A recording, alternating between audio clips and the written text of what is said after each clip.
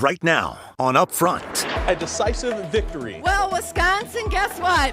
We did it! Liberals flipping the balance of the Wisconsin Supreme Court after the most expensive and contentious race in the nation. It means our democracy will always prevail.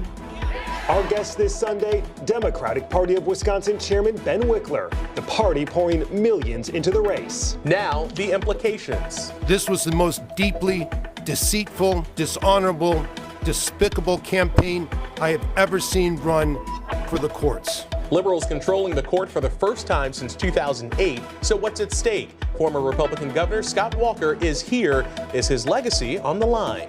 Then the eye-popping turnout. Wisconsin voters mobilized. Marquette Law School poll director Charles Franklin with what happened.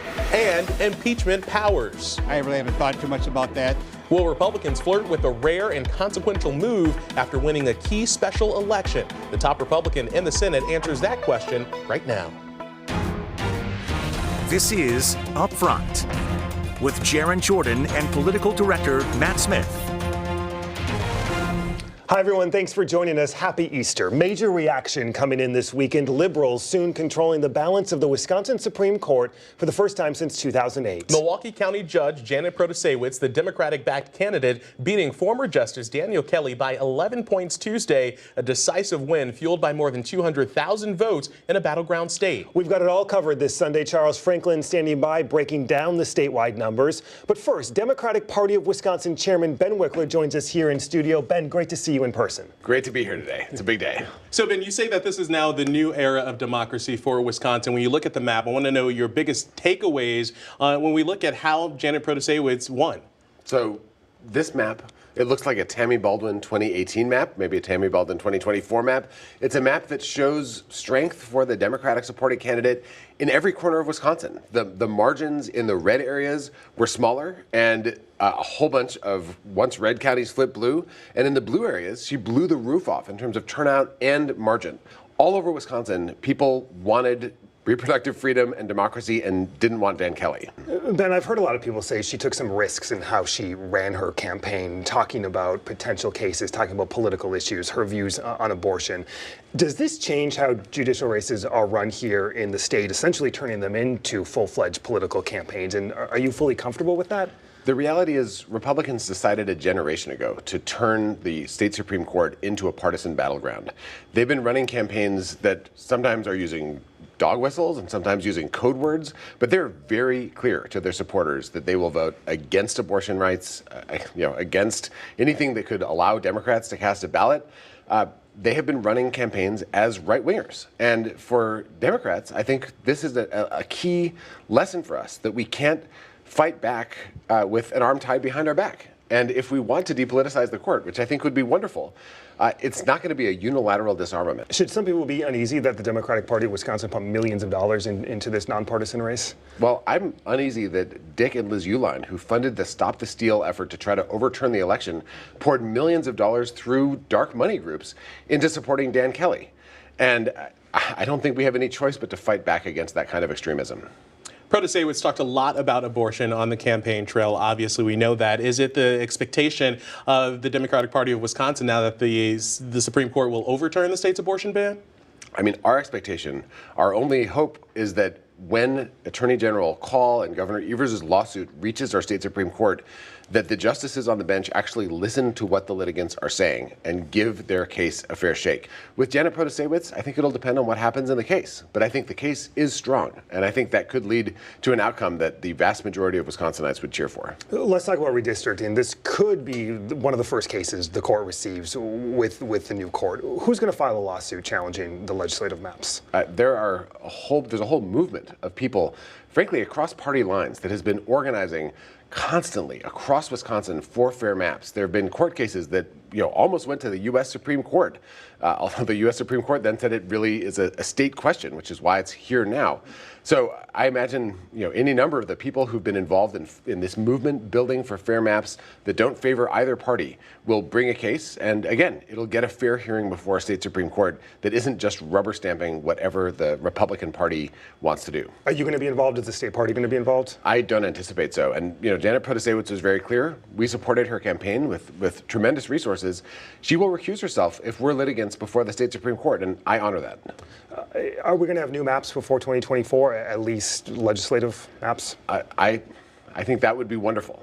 Former President Donald Trump indicted this past week. We know that the Republican National Convention will be in Milwaukee next summer. The first Republican primary debate will be in Milwaukee this summer. What type of impact do you think that indictment is going to have on what we see play out here in Wisconsin? Voters are so done with Donald Trump, which is not a reason to count Republicans out in any way. This is a state where anything can happen at any moment.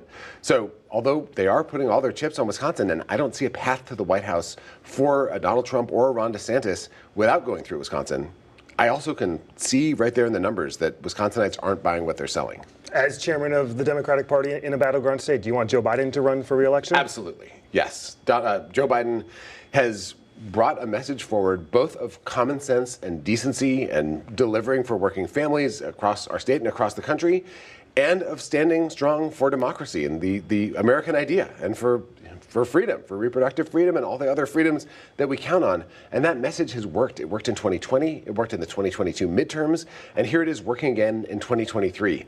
I think President Biden and Vice President Harris stack up so well against any of the Republican alternatives. I'm very, very excited about the possibility of their re-election campaign, and I hope an announcement comes soon. Ben Wickler, chairman of the Democratic Party of Wisconsin. Ben, thank you so much. Thank you.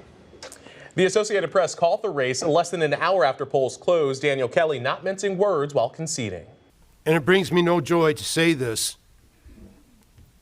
I wish that in a circumstance like this, I would be able to concede to a worthy opponent. But I do not have a worthy opponent to which I can concede. This was the most deeply deceitful, dishonorable, despicable campaign I have ever seen run for the courts. It was truly beneath contempt. Let's bring in former Governor Scott Walker, who first appointed Kelly to the bench in 2016, now president of Young America's Foundation. Governor, good to see you like always. Good to be with you both. Governor, thank you for being here. First, I want to get your reaction to what we just heard there, parts of Daniel Kelly's concession speech. People on both sides of the political aisle saying they should have been a little bit more graceful walking away. Your reaction? Yeah, I mean, obviously this is a contentious battle, but the bottom line, it's time to move forward. People want to know what's going to happen next. Certainly we can learn from that. As a conservative, I've learned that early money, particularly from outstate, people like George Soros and even low-dollar donors made a huge impact. And as someone at Young America's Foundation, I've definitely learned that young people are increasingly having an impact, particularly in places like Dane County. The Wall Street Journal editorial board, which you may have seen, wrote this past week, the Badger State results are a 5-alarm warning to Republicans about 2024, adding if Republicans can't win in Mequon, their legislative majorities will soon be imperiled, and you can move Wisconsin out of the swing state column for presidency in 2024. Is that true? Yeah, it is. And I issued the same warning a number of times this week and even in the weeks leading up to the election. But the other big issue I think has been somewhat glossed over, although I've certainly tried to talk about it, is the impact of the youth vote. You look back last November, there's a 40-point gap amongst 18 to 29-year-old voters between Tony Evers and the Republican Tim Michels in that race.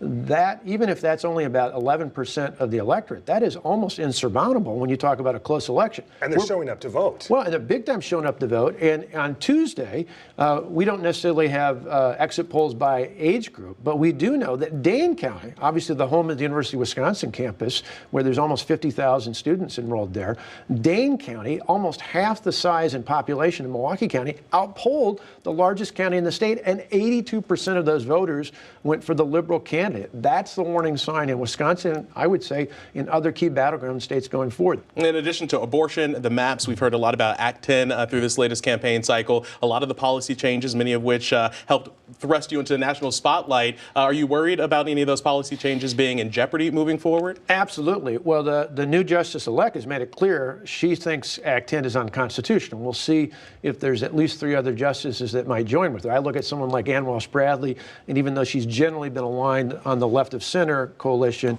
I still think someone like that is going to be cautious about creating new law, particularly in the case of Act 10, where it's been upheld in both federal and state court multiple times. We've talked about messaging on the issue of abortion. Do Republicans need better messaging? Is that the issue? Well, a couple things. One, they need to have the resources to fight back. I think Dan Kelly was down on the map probably close to right after the primary and didn't really have a chance to respond to that. But the irony is, again, the issue before the court is not going back to the way things were pre the decision on Dobbs, so back to Roe v. Wade.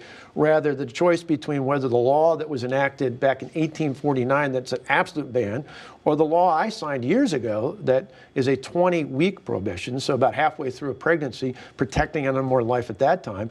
The court may very well throw out the original law, but keep the one I signed. If that's the case, that effectively, at least politically, probably wipes that issue right off the political landscape come the 2024 election. In 2016, now do you regret appointing Daniel Kelly to the bench? No, he was a stellar justice. It's just unfortunate that that judicial campaigns that even before Kelly in this race, years ago, whether it was liberal or conservative, the races were about qualifications. They were about, are these people qualified? Are they going to uphold the Constitution? They may have slight variances out here. The campaign we saw over the past few months was a more traditional campaign that said, here's where I stand in terms of my qualifications, here's where I stand on interpretation of the Constitution, versus one who said, here's all the issues. If you agree with me, vote for me, and here's how I'll act on those. Let's look at 2024 and Trump now indicted. Should he drop out of the race?